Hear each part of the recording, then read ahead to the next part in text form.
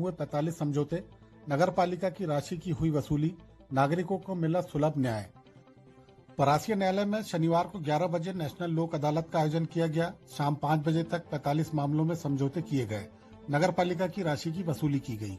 आसान और सुलभ न्याय की अवधारणा से लगाए गए शिविर में पक्षकारों ने आपसी समझौता कर लाभ उठाया।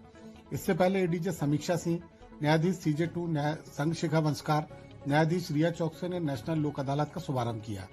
सभी अधिवक्तागण, कोर्ट स्टाफ और तहसील विधिक सेवा समिति परासिया से सदस्यगण, कर्मचारीगण इस दौरान उपस्थित रहे। आज एडीजे समीक्षा सिंह के न्यायालय से 12 प्रकरणों में राजीनामा किया गया।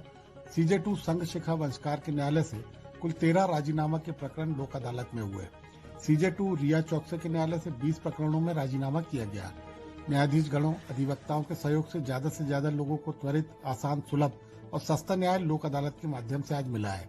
नगर पालिका के भी समझौते लोक अदालत में किए गए। नगर पालिका के 15 प्रकरणों में 6 छिंदवाड़ा से न्यूज SCP भारत से संजय पहाड़ी की रिपोर्ट।